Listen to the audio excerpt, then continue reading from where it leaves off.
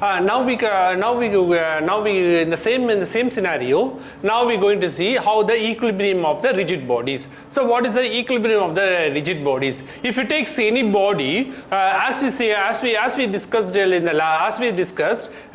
the previous session about the rotational motion of any object.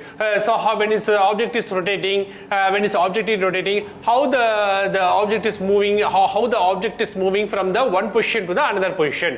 So if you take this any object, this example itself we can take, and you can take a cupboard, you can take a big cupboard and place it a ball over there, and instead of ball you can place it a rectangular box also to there. You can see the rectangular ball also moves from the highest place to the lowest place, and the ball also will try to move from the highest place to the lowest place. So these two observation will lead to these two experiment one says that the object in the highest place with the rectangular box at the highest place. That is, we are placing the rectangular box. In the experiment 2, we are placing the rolling ball or football, something like that, in the highest place. You can see both of them will start to move from the highest place to the lowest place. So these two experiment, what it concludes, that in the rectangular box only the translation motion is observed, but in the same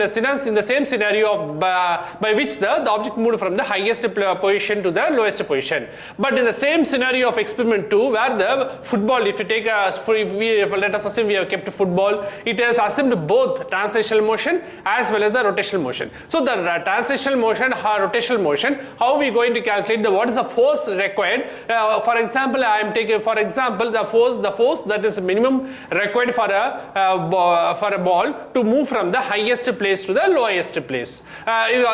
So we need to calculate the minimum requirement of the force that is needed to move from the box of a ball moves from the highest place to the lowest place. For example, if we kept instead of slanting, if we kept the cupboard in the straight forward, in the straight manner, will the ball move? No, nothing. No, everybody knows that the ball will not move. Because it needs some forces to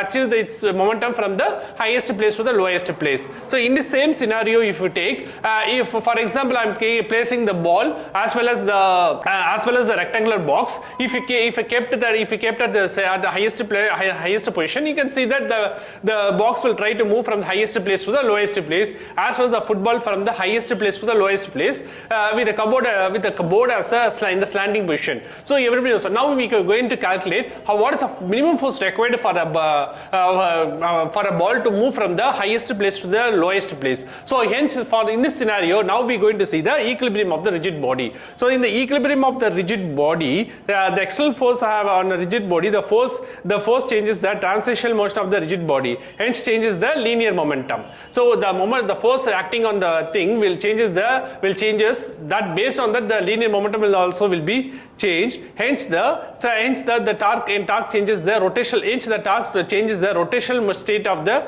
motion of the rigid body, that is total angular momentum. So now if you see that the torque changes since the ball attains, now if you go for a rectangular box, you can see only the force acting it. But in the rotational, in the football, in the experiment 2, you can see that the ball is rotating and then it's attaining its lowest value. That means you can see the torque acting on it, but here force acting on it, because there is no rotational. In the experiment 1, there is no rotational force involved in it, but in the experiment 2, the rotational force, in rotational and translation rotational force, both are involved in it. So that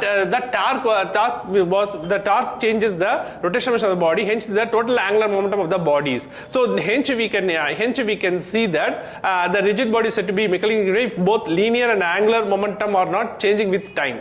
So hence the total force is equal to 0. That is the force instead of force of the force that we are concentrating, the force that we are taking, we are not taking with respect to single object.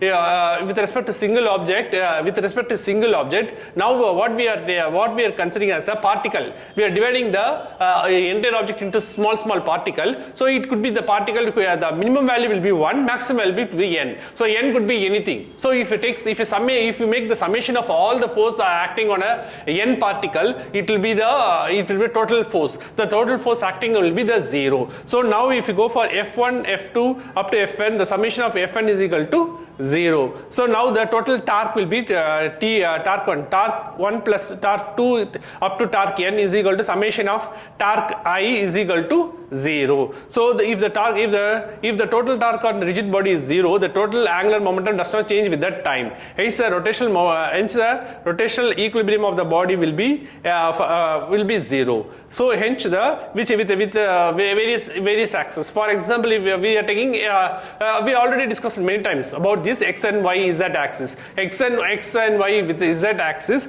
with respect to that, all the torque will be acting on the various direction will be 0. So in the similar manner, now we going to take, so the two of this condition need to be, 3 of the conditions or need to satisfy this problem. For this, 2 of this condition corresponds to translational equilibrium. Sum of the component of force along any two perpendicular axes in the plane must be 0, and third condition corresponds to the rotational equilibrium. So the sum of the component of the torque along any axis perpendicular to the plane must be equal to 0. So the conditions base. Now we go for the 2 experiment, by which you can see you can take a simple rod with 2 ends A and B with the center C at equal distance. Now we apply a force at the same direction, and the force will be acting towards the downward.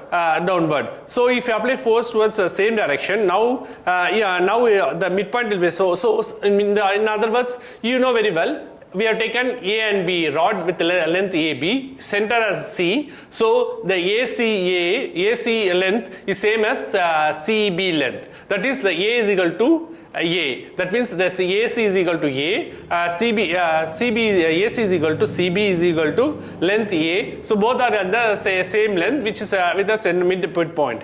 Hence the net momentum on the rod will be 0. The system will be rotational equilibrium, but it will not be in the translational equilibrium. Total summation of force, net force is not equal to 0. Now in the same scenario, we are applying because the force, both the forces are acting on the same direction. In the same scenario, now we are changing we can go for another same experiment number 2. That is, the force in the experiment 1, the force acting in the same direction. Now in the second experiment, the force is acting on the opposite direction. That means the moment the same rod we have taken it with A and B with the center C with the spacing of length is A with a certain distance. So everything is same. Here, instead of force acting on the 2 forces which is acting on the same direction, now in the experiment 2, you can find that the force will be acting in the opposite direction. So once the opposite direction is happened, what will happen? The rotational in the experimental 1, what we have seen is in the experimental 1, what we have seen is the force acting in the same direction. The system will be in rotational equilibrium. It will not be in the transitional equilibrium because both the force in the same direction. Now we go for force in the opposite direction. So in the opposite direction, what the thing will be when the 2 rods of equal magnitude but acting in the opposite direction. So here we see that they are not opposite. So the total force on the body will be 0, and so the body is in the transitional equilibrium but not in the rotational equilibrium. So the rotational equilibrium it's not in the rotational equilibrium, but it's in the translational equilibrium. That is now the force which is in the opposite direction. In experiment 2, the object cannot be rotated because the body is in the translational equilibrium. It is not in the rotational equilibrium. In experiment 1, the same direction, so the object can able to move. It's in the rotational equilibrium, not in the translational equilibrium. Rotational equilibrium means obviously the object can be rotated. So these are the 2 experiments that we have performed, and we have seen it. We have seen that this we can apply to the same thing for opening a lid of the bottle. You know very well. You can take a bottle, you need to open the lid. So everybody knows that, even the kids also knows that. What will happen? You have to apply it when the force which is kept in the positive direction, you have to apply in the opposite direction. That is the moment the same direction. That means if for example any lid you need to open from the bottle, you need to apply certain force and with 180 degree spacing, and you need to open it. So when they keep on on supplying the 180 degrees separation, what will happen? Obviously, the lid will start to move, and finally you can remove a lid from the bottle. So when this principle is applied, what will be the principle behind it? When the principle behind it, the force will be when the force will act in the same direction. You are applying the force to the lid in the same direction. So when you apply the force to the same direction, the lid will keep on moving it. When it keep on moving it, will open it. So when the lid will try to come out of the bottle. So this is the basic things of how the force in the same direction and the force in the opposite direction. When it's the same direction, it is in the rotational motion will be rotational motion will be there. Translational motion is 0. But when the force in the opposite direction, translation will be there. Rotational motion will be the 0. So these two vice versa with the criteria is there. This can be applied to the opening of experimental skill. You can see it. You can see it experimentally, and you can see that how the bottle lid in the bottle can be opened. You can see physically. Yeah, you can see physically and open the bottle. You can see physically and open the bottle of the lid, and you can see that how the force can be applied in the same direction to open it. So this is the principle behind by which you can see the principle of momentum. The principle of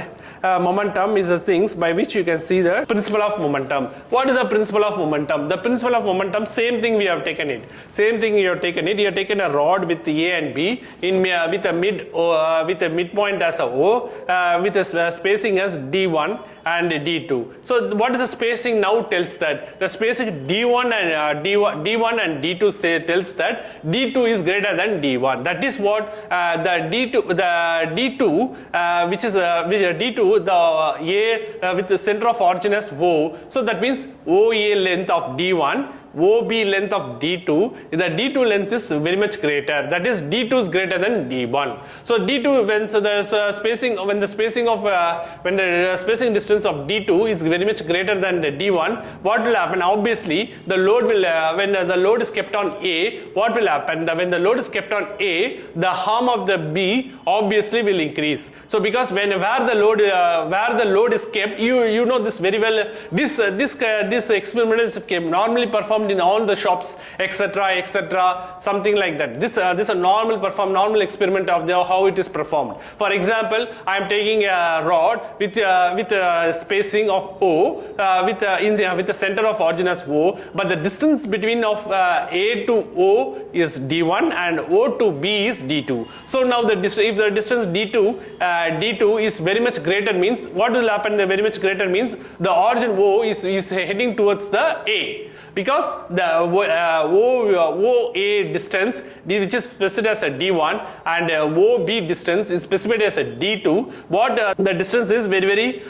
you can see that the distance the origin is heading towards A, means the D distances will be greater. That is D2 is greater than D1. So now if you place any load on A, what will happen? Obviously the load will come down. Load A will come down and load B will go upper. That is this is a normal experiment. Everything is performed and it's well-known experiment also. So in this scenario, what you're going to see is that if you take this the center of R be the supporting the lever is the system is mechanical equilibrium. Let R be the reaction. R be the reaction of the support of the fulcrum. So R is directed opposite to the force F1. And F2 for transition equilibrium. So in the same scenario, by which you can see that F1, F2, the two forces are there.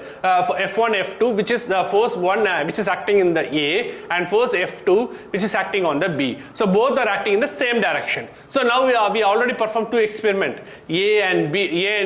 In A and B, what we did, we already performed same direction. The force in the same direction. The force in the same direction means the translation motion will be there, translational motion will not be there, only rotational motion will be there. In experiment 2, you can see A and B force in the opposite direction.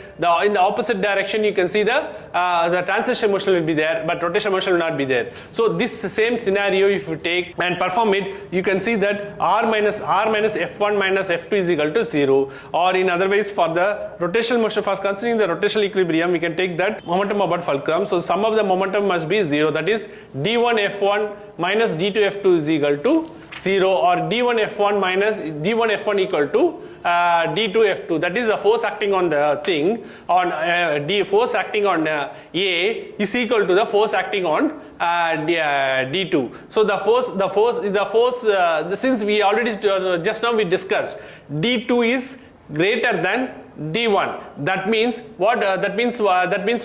The distance of the d2 is greater, but d1 is smaller. Now the force F1 now the force now we are telling that the same criteria d1f1 is equal to d2f2. That is but d1f1 is equal to d2f2. That is, this is same criteria, but by which you can see that we have already assembled. We already stimulated that d1f1 is equal to d2f2. So in this scenario, but we already assigned it. What we have assigned it in the experiment, d2 is greater than d1. That is the spacing of origin to the B and the spacing of origin to the A. Spacing of origin to the A is d1 and origin to the B is d2, but d2 has higher distance, but d1 will have a lower distance. This is what we have performed the experiment. Now we are going for the force. The force, in the force, what we telling that d1f1 is equal to d2f2. That is the so if d2 is a spacing higher, means so f2 should be lower. So we have concluded, since the d2 spacing is higher, f2 spacing, f2 force, the force acting on the particle, force acting on the object B should be lower than since d1 have a lesser spacing, the force acting on B should be more. So the d1f1 is equal to d2f2 means the distance d1, the lesser distance will have a more force equal to the d2 into f2. That is, the d2 which is a higher distance will have a lower force. So this is equilibrized, and by which you can say the load into harm equal to effort harm into effort. Load harm into load, effort harm into effort. Since the mechanical advantage is given by F1 by F2 is equal to D2 by D1. So now we can see that how the effort can be, for example, in this scenario itself, you can see that, for example, a rock got stuck in the road. Rock got in the main road, rock got stuck. So the people wants to clear it. What they will do, they bring a cocoa bar, big rod or cocoa bar something, and insert in between the layer earth surface and the big rod. Then what they will do, they try to lift it. Then the rock will try to move it. So they try to lift it and try to move it. So they're giving the pressure at the end of the surface, which is end of the surface, and by lifting it, by which you can see that the rock try to move. So when the rock try to move, they'll remove from the main road. So because why? Because they don't want in the main road, they don't want a big rock to be act as a hurdle to our pathway. So they don't want any pathway hurdle. So the rock sometimes rock has fell down from the mountain and is blocked the path of the entire road. So that nobody wants that. Everybody knows that nobody wants it. So what they did, they insert a cocoa bar, big rod or chocolate bar at the tip of the tip between the surface, between the earth surface and the big rock. So what will happen then when they inserted it, and then they give the pressure. When it's taken as a the tip of the rod, which is in A, which is inserted in between the surface between earth surface, mountain, which is a rock surface, and ground surface, is taken as A. What will happen when a huge pressure is applied? What will happen when a huge pressure is applied? The rock will start to move.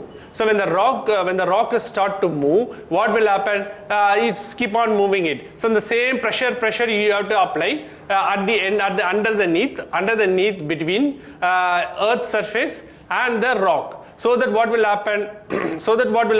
It try to keep on moving it. The rock will try to move, keep on moving it, and hence finally it will keep on moving it, and finally it will be removed. So by this way, what will happen? So the rod that is inserted at the surface between rock and the earth surface is a, and what they kept in the hand, it's a B. So the 2 point we have taken it now. What is that? A and B. So what is when the pressure is applied at the pressure of A, B, what will happen? The A will keep on increasing it. So when the pressure is keep on released, what will happen? When the load, the rock which is rolling, now it try to lift and try to move from the surface, from one surface to the another surface. Likewise, it's keep on moving it. The surface is keep on moving it, by which you can see that if you insert like that, you have to move it. It can be removed from the main road. It can be removed from the main road, and it can be thrown away. So like that, this principle this principle could be applied to them mainly for these things, and everybody knows that. Everybody knows that, and nobody wants the rock to be present physically on the path of the earth, path of the road, because entire traffic will be affected. Once it is removed, the traffic will be normal. So this is the main pressure between the. You can see the two things of this here. What is the main thing you can see about here? The main thing about you see is that the rod that the rod or cucumber, which is got inserted between a rock and the earth surface, that is A, and the tip of the rod that they kept in the person who is kept in this hand is B. So the A and B, if you apply for pressure on rod of B surface smoothly, keep on increasing, the rock can be keep on moving it. So they keep on moving it. It's not about one surface, one application. It's not about one times the performance. They will do it many performances as per such they want it. They won't remove the rocks. That's all. So for that they do this experiment and do the performance, by which you can see that it could be performed very well. So this is one of the main applications of the things by which you can see that how the rock can be removed from the road path that instead the traffic instead by which the traffic can be removed as well smoothly. So this is the main application by which you can see. This is the same scenario, but by what we are going to see now about center of gravity. So the center of gravity, the main point of the center of gravity. What is the center of gravity? For example, the same point by which you can take it. So the same example itself we can continue. The same example, if you continue, what is the main cause of if I take any simple big rock is present in the road, people wants to remove the rock, what we will do? So we have to remove the rod. So we have to remove the rock. So in the same scenario, what's the main question arises is, what is the size of the rod? According to the size of the rod, how many people involved in it? For example, the rock is small. The involvement of the involvement of rod will be one, and the involvement of people will be one. But the same scenario, if the rock is very, very big, what the people will do? They will judge that one people cannot perform.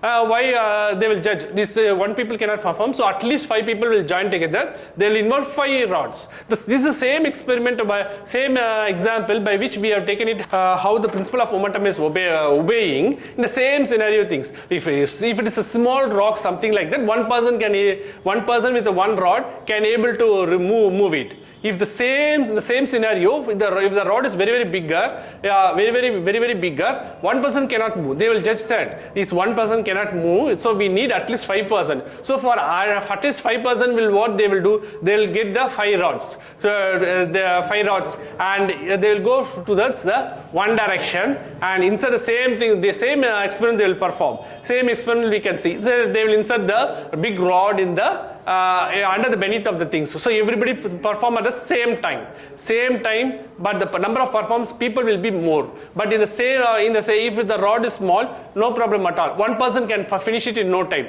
But in the same scenario, the rod is if the rock is very bigger, everybody knows that one person cannot remove that big rock. So you need at least 5%. So the 5% will come in this direction, same direction, they will apply in the same thing. So that means what judgment made by the people, the rock is very big. So it has a whole center of mass. The mass involved in the thing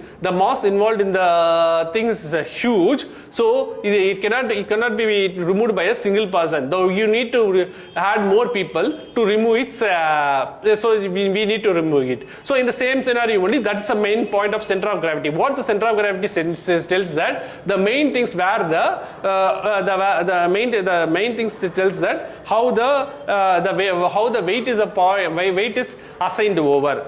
So the weight is assigned over. So the weight is how the weight is concentrated. The weight is more weight is concentrated. If it is one rod, if it is one rock, if it is one rock, we have no problem. But it's the same one rock only, but it's a very big rock. So one person cannot move it. So we have assigned it to the 5%. That is all. That means the 5% has arrived. What judgment they got it? The judgment is that the rock is very bigger, so that one person cannot remove it. So we need to remove it via 5%. So the concentration of mass on the center of the things is more, so that nobody can remove it. So we need to remove it via more person. So number of person is involved is very more. So we need to give the pressure of pressure or force at the beneath between the rock and the earth surface. So which led to the movement of the rock.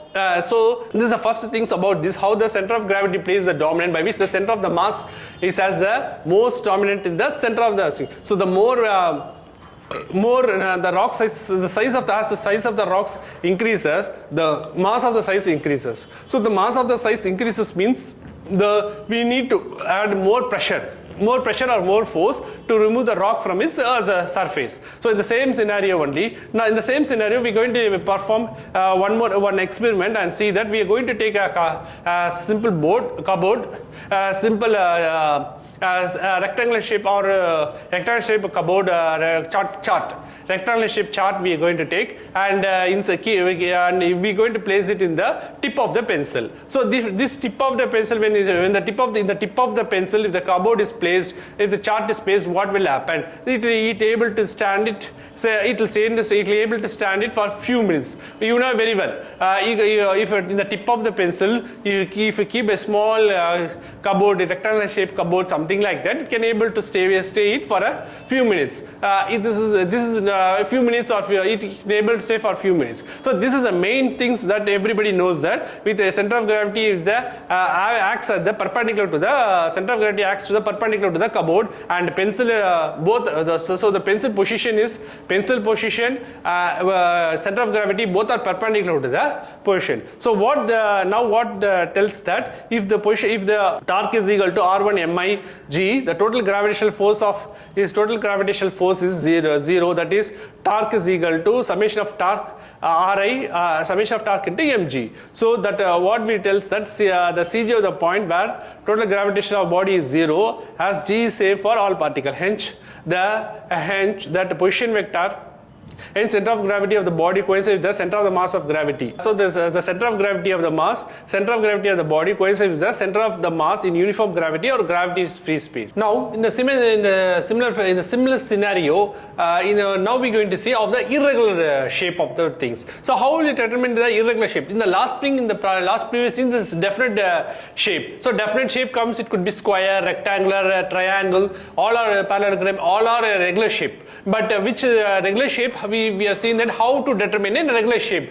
So for that we have taken one of the example as a rectangular. Now we have taken as irregular. There is no shape for it, it's irregular. So what we did, we have taken the cupboard, we are saying some the card, we did say it's a simple card and hang it over from the surface. From the surface we have hang it over it. So once it is hanged over to the surface, we're going to see the how to determine the center of gravity. So you know very well that it acts to the center of the point. The center of the point has so in the center of the point, if I say that we can take the two axes, take the center of the point that we take as a x-axis. So if it takes as the x-axis, then the two cross section in the xy plane we have taken the center of the things, we have taken origin, and the origin we have taken it as a z-axis. So in the if they take z-axis, now in the xy plane what we see, we have passed the two circle which is C prime, B prime. That is, so in the z-axis what we have taken is a prime. So in the z-axis what we have taken is a prime, and in the xy plane what we have taken is as a C prime and B prime. So in the plane it passes. Once it is passed, we have suspended this body, and the point where we can see that you can see the intersection will be there by which you can see the xy plane of origin with respect to the z-axis of point A to point is the origin to the A prime. So A prime in the z-axis passes to the xy plane. So this is the main distribution by which you can see that how the distribution that helps to find the distribution of the mass of the body. Now we go for the momentum of inertia. The momentum of inertia, the study of rotational motion, in addition to the study of rotational motion, in addition to the study of the translation motion, we can consider the rotation as a fixed one for calculating the momentum of inertia, by which you can see the expression for kinetic energy of the rotating body. You know very well how this rotational motion can be in the rotational motion with respect to the translational motion. So with the in the translation motion, what we got is kinetic energy is equal to half mv square. We know very well. So now we are going to convert it into rotational motion. If you convert it into rotational motion, what will happen? V is equal to r omega. So if you substitute v is equal to r omega, what will happen? Half m1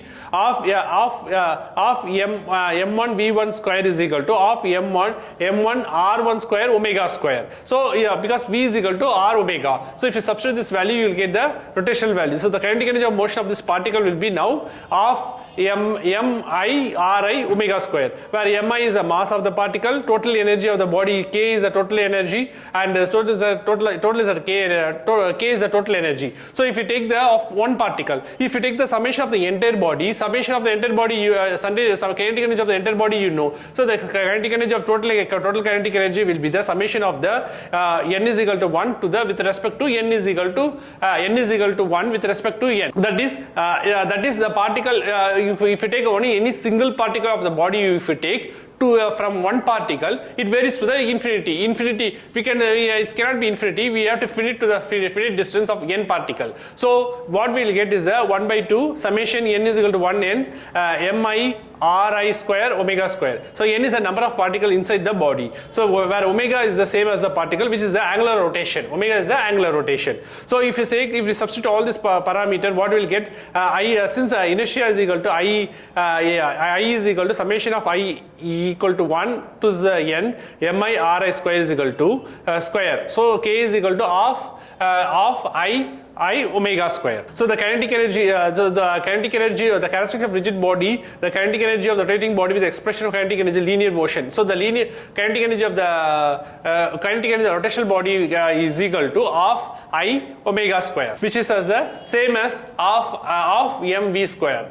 You know very well, m is the mass of the body, v is the velocity of the body. So the same thing, the same scenario, if you go for rotational energy of the kinetic energy of the rotational body, it will be k is equal to of I omega square. So in this, so now calculating, now if you take this, now to calculate the moment of inertia, we can take two simple method. One is the method by which you can take a thin rod of radius r, mass m, and rotating its plane over the center of with its angular velocity. Now you will get k is equal to half mv square. So if you substitute the r is equal to v is equal to r omega, you will get half m r square v square omega square, which is equal to half I omega square. So this is for a simple thin rod. In the same scenario, if you take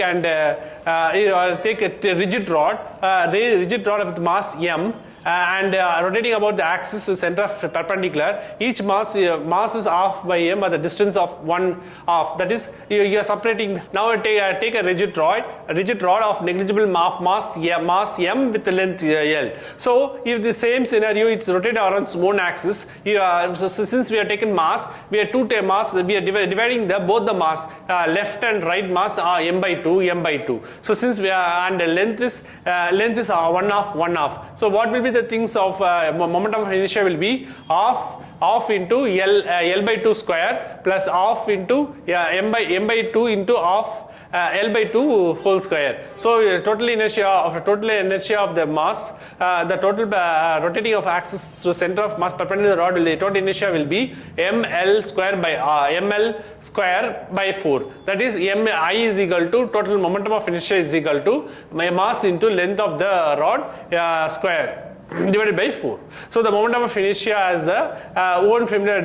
So the momentum of inertia is calculated for the body. So in the same, if it is the same scenario, if you go for the we can able to calculate the momentum of inertia is equal to, with the radius of the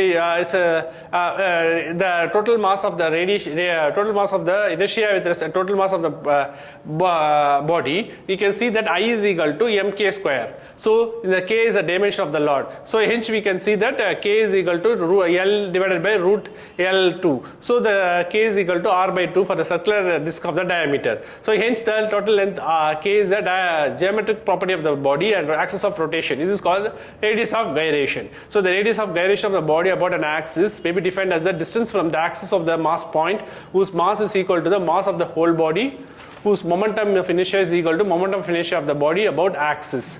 Thus, the momentum of inertia of the rigid body depends upon the mass, shape, size, distribution of mass about the rotation of the axis, and this unit is given by kg meter square. So now we go for this. So now we go for from the moment of inertia. Now we went to that radius of gyration, and now we're going to propose two theorem we're going to propose. Theorem of perpendicular and theorem of parallel. The two useful theorem related to the moment of inertia is the theorem of perpendicular axis and the simple theorem of parallel axis. First we go for parallel axis. What is the difference between the parallel axis and perpendicular axis? From the things itself you can understand.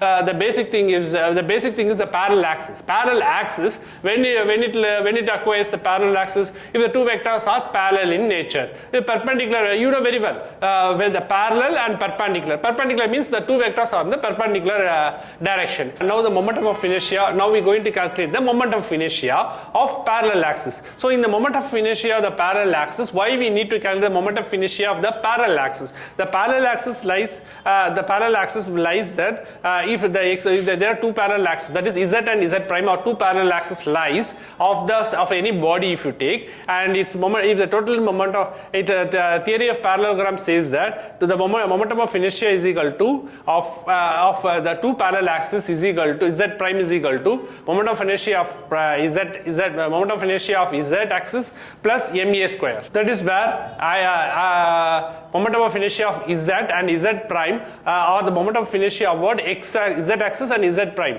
That is, they both are parallel axes, and mass m is the total mass of the body, a is the perpendicular distance between the two parallel axes. So now in the same scenario, now we are going to see how the kinetics of the rotational motion about the fixed axis. So if you take in this scenario, now in this scenario you can know that angular velocity plays the same role as the linear velocity. That is, linear velocity is denoted by by v, the angular velocity will be denoted by the omega. So this is a two important difference that that able to make the difference, by which you can see that theta is the angular displacement. In the same scenario, if you know very well, we will take normally x as a displacement. So then omega is equal to d theta by d theta by dt, and with the hence we can see that since the axis of rotation is fixed, there is no need to treat angular velocity as a vector. So the angular acceleration is equal to angular acceleration alpha. Alpha is given by d omega by dt. So it's the same thing only. So only the difference is the velocity we are just interpreting. So for the linear velocity v, it's divided by omega. So the change of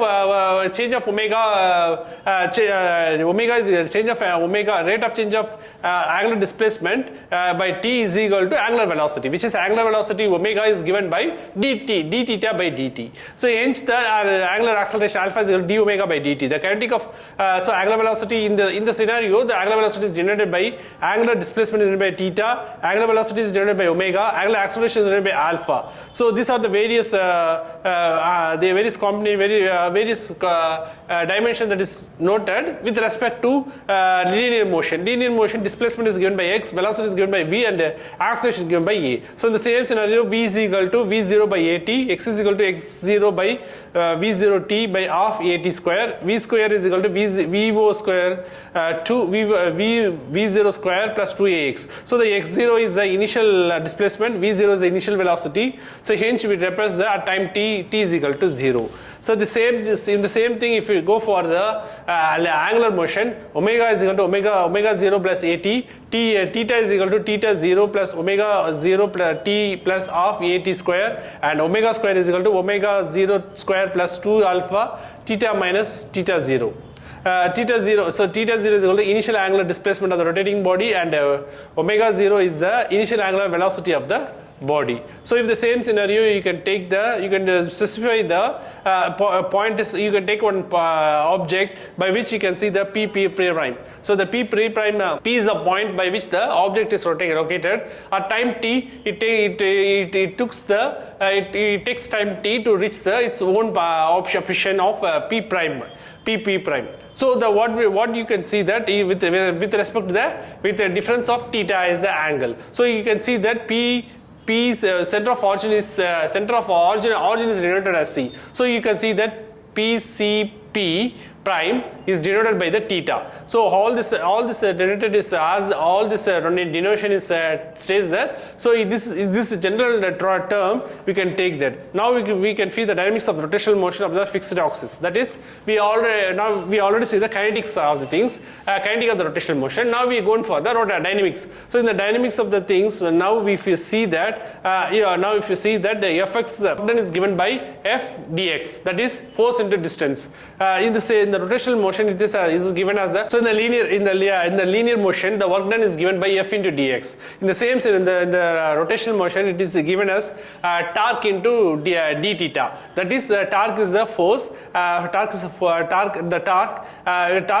with respect torque into d theta. So this is the same scenario can be followed to calculate the consideration. Hence, so if you consider this thing, you can able to see that the external torque is fixed, and the perpendicular component of the torque need not be taken into account. Hence, you need to consider only those forces lies in the plane. We need to consider those forces lie in a plane perpendicular to the axis. The forces which are parallel to the axis will give torque. Perpendicular to the axis need not be taken into account. So, and we need to consider only component of position of vector which are perpendicular to the axis. The component of position vector along the axis will result in the torque perpendicular to the axis, need not be taken into account. Work done by the torque now. So we already see the torque is equal to, work done by the torque is equal to just now we have seen it, that torque is torque into work done is given as torque into d theta. So in the same scenario, if you take this, we have taken this p and p prime, with small difference d theta. and time travel is t, so delta t. So if you take this work done by the force, you can see that if you able to calculate this one, you can see that ds1 is given by r d theta, and the direction to the direction tangent at p1 to the circular path is shown. Then d theta is the angular displacement of the particle. So d theta is equal to d PCP prime. So the work done by the force dW is equal to work done by the force on the particle by dW is equal to F ds. So which is F ds cos phi, which is F r d theta sin alpha. So where that phi is the angle between the F force 1 and the tangent at P1. So alpha 1 is the angle between the F and the radius vector, which alpha phi and alpha contributes the 90 degrees. That is, they both are perpendicular. So in the same scenario, if you see that d phi work done is equal to torque into d theta. So that is Cp into F1. That is torque 1 is equal to Cp into F1, and torque 1 is equal to R1 F1. So R1 F1 sin alpha. So in the same scenario, and OP is equal to OC plus OP1, since OC is along the line, along the axis. So the torque due to F1 about the origin is OP1 into F1, and so finally the work done will be torque 1 into d theta. So in the same scenario, you can take that just now I explained that displacement is given in the linear motion. In the linear motion, displacement is given by x. The angular displacement is given by theta in the rotational motion. In the velocity is given by v is equal to dx by dt. Angular velocity is given by omega is equal to d theta by dt.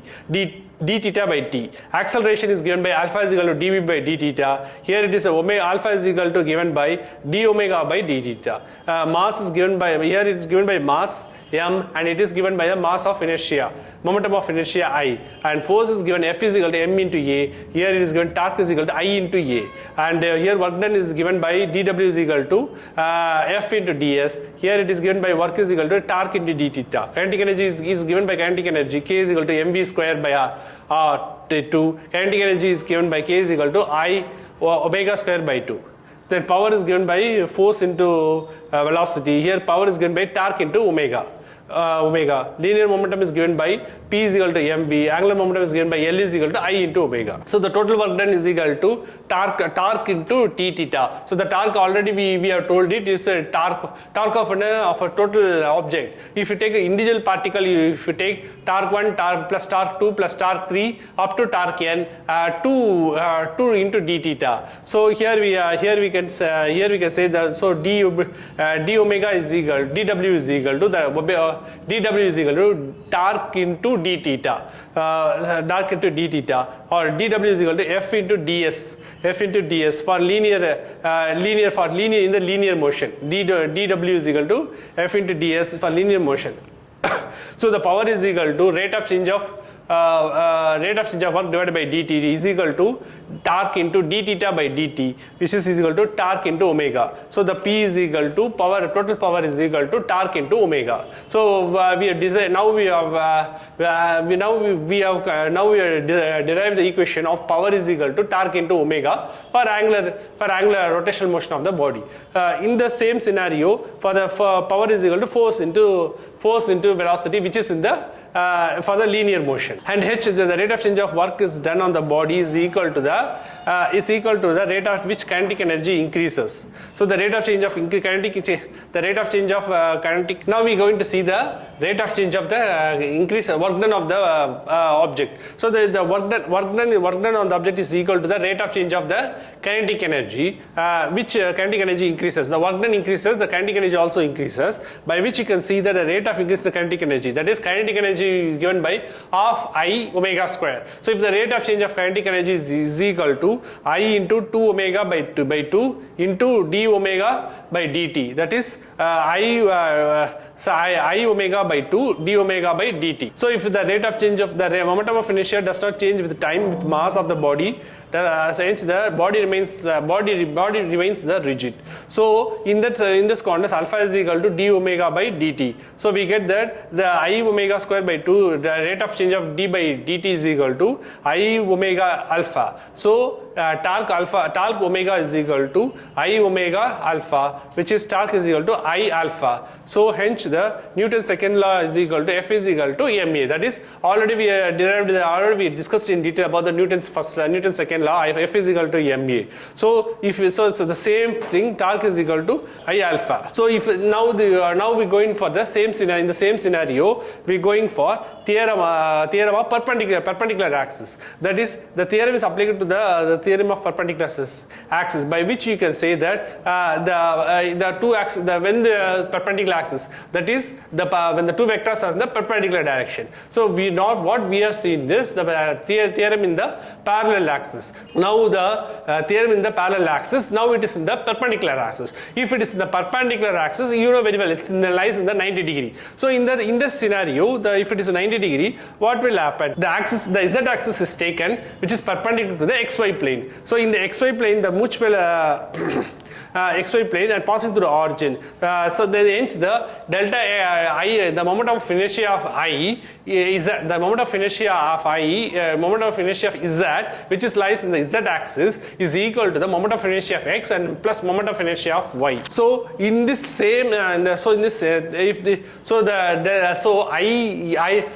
z is equal to ix plus iy. So this is a total pathway by which we can see that the moment of inertia is perpendicular to its plane of the moment of inertia of the z axis is perpendicular to the xy plane. So then angular momentum now we go for the angular momentum. Angular momentum, you know very well, L is equal to summation of I is equal to 1 to n Ri into Pi. That is, when the external torque is 0, the total angular momentum is conserved as the angular momentum is conserved. So it is generally given as L is equal to summation of I is equal to 1 to n Ri into Pi. So the angular momentum of the particle of rigid particle, you can make the contribution by which you can say that L is equal to R into P.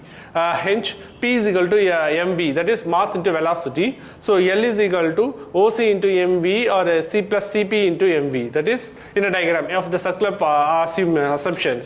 So the magnitude of the linear velocity of the particle at P is given by V. V is equal to R omega, where R perpendicular is the length of the Cp or perpendicular distance of P from the axis of rotation, and where further V is the tangential at P to the circle. Using the right-handed screw, one can check that Cp is parallel to V. So which you can see that Cp into mv is equal to R to mv k, which is R m r square omega k.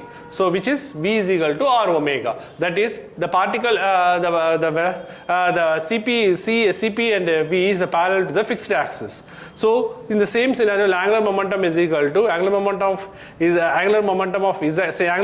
of total angular momentum is equal to angular momentum of z axis plus angular momentum of into mass into velocity, which is equal to ln is equal to Lv is equal to total mr square omega k, which is total angular momentum of z axis is equal to L omega k. So which we can see that the perpendicular distance of ith particle from the axis r1, the definition of momentum of inertia of the axis of rotation is I is equal to summation of mi Ri square. So that is L is total angular momentum of L is equal to z axis plus perpendicular. That is all the three perpendicular. Perpendicular is what? Perpendicular is the x and y. So now the total angular momentum of L is equal to Lz plus Lx plus Ly. So the rigid bodies of the symmetry are the axis of rotation. So the such bodies with velocity will carry with the velocity of the particle. So if in that case L is equal to Lz. So Lz is equal to I omega k. This is for the perpendicular. Since the Lz is 0, Lz, that is a perpendicular the Lz which is perpendicular to Lx and Ly is lies perpendicular 90 degree. Only Lz will be there. That Lx and Ly will become 0 because both they lies at the perpendicular. So L is equal to Lz equal to I omega k. So for bodies which is not symmetry of the axis of rotation, Lz is equal to differentiation of d by dt by Lz is equal to differentiation of d by dt is equal to I omega k. So which is dl by dt is equal to torque. So the total angular momentum is equal to Lz plus L perpendicular. L perpendicular lies at L perpendicular already knows as x plus y. So the direction of so now the dLz by dt is equal to Rk. And dl perpendicular by dt is equal to 0. That is, the perpendicular action in the perpendicular direction, it is 0. So now the further rotation of the fixed point, the component of angular momentum perpendicular to the fixed axis is constant, as Lz is equal to omega ki. So the differentiation I omega is equal to torque. That is, torque is equal to I omega. Conservation of angular momentum. Now we go for a conservation of angular momentum. So we have seen that in the conservation of the angular momentum, we can see that axial forces, axial torque is 0. That is, Lz is equal to 0. That is, the perpendicular direction is 0. So for symmetric bodies, Lz may be replaced by the L. So this is then the required form for the fixed axis, by which we can see that the law of conservation of angular momentum of the system is conserved.